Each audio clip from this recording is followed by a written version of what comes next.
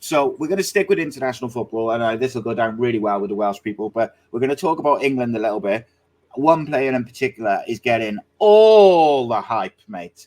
All the hype. The hype train is well and truly hurtling towards the Euros.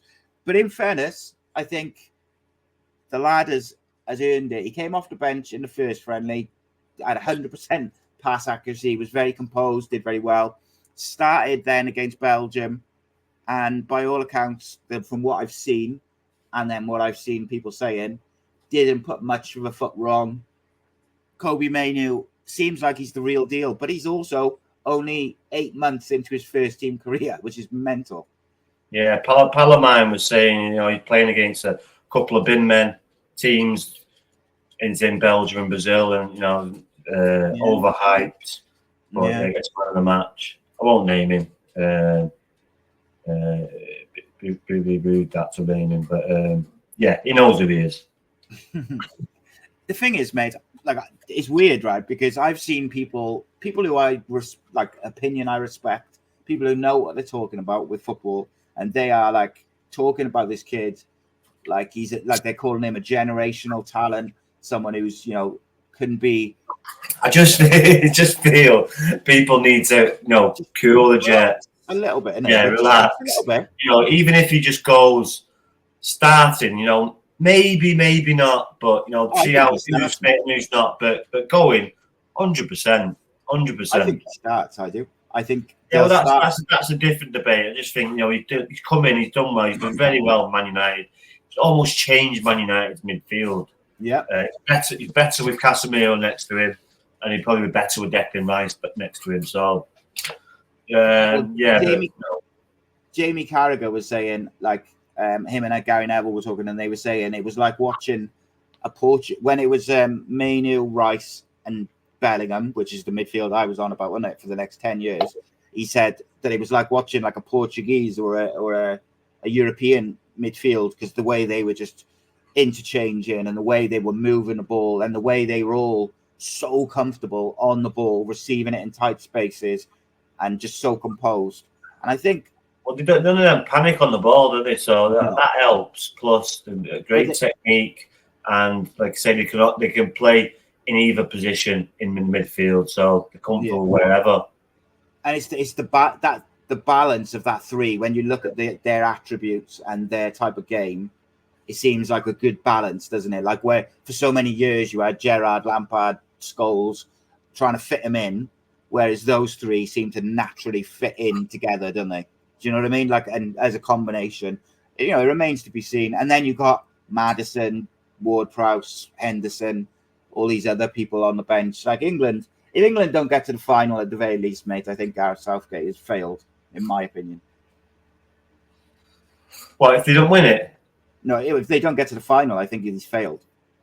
It all depends on who they play, doesn't it? Who's got France in the quarters? Apart from France, who has got a better squad in the Euros than England? Brazil. I know it's with Euros, but Brazil have just beaten. Oh no, I know that. And Belgium Euros, isn't it, in the summer? Yes, all right. Guaranteed they didn't have a full team, but that can happen in a Euros. People get injured, so it's a not foregone conclusion. But it's when you get to them semi-finals, mate. It's tight margins. Yeah. It's a slip. It's a tight game. Goes to penalties.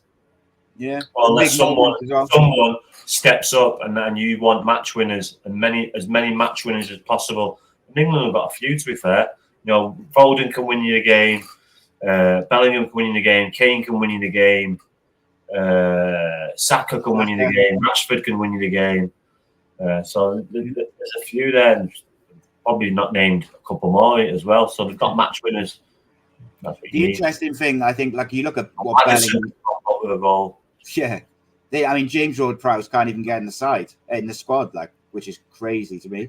I think, like, you look at what Jude Bellingham's doing in Real Madrid, and I think people maybe in this country or in the UK who don't watch that much Spanish football, they don't realise what he's doing and how special it is. Like, he's gone in there and he's gone, oh, that's Zidane's number, is it? No, I'll have that. And he's like, And he's gone out there and he's just winning games on his own in some games, and then standing in front of the Bernabeu with his arms out wide, and he just seems to embrace it, and he loves it, and he's got the quality to back it up. But also, when you hear him speak in interviews and media and stuff like that, he's quite similar to Kobbie Mainoo, and like he's quite composed, he's quite laid back, seems like his head's screwed on, you know. And he's like the fame and the success is not going to go to his head. It seems. Yeah, it's obviously been brought up well and been brought up the right way, and he's a very, very good footballer and all that. For what, 19? Yeah, it's mad, mate, isn't it? And he's a unit as well. He's a proper, a unit. Big lad.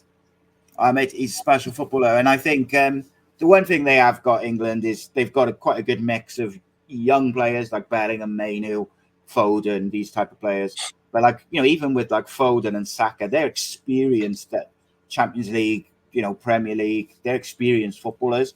And then you've got your Harry Maguires, your Trippiers, I know Luke Shaw's out, but like him and Kyle Walker, like, very, very experienced players. And it feels like a good mix. So it remains to be seen, mate. As you know, I'm not Gareth Southgate's biggest fan in terms of his managerial abilities. However, here's a fact for you. Gareth Southgate and Robert Page are the most successful managers for their nations in history of the game. Really? Well, Gareth Southgate, I suppose, since 1966 rather than the history. But Robert Page is Wales' most successful manager ever. And yeah, no, that's good. It's good. It's just a shame that he couldn't add to that. But I'm sure he'll get another goal. And, World Cup now is obviously he's the target now. So see what happens there. Yeah, he's got to get those young players going, haven't he? And hopefully pick them all up and add some quality in there. And like you mentioned, someone will, like, whilst they seem to have a very good team ethic and a lot of good young players, you need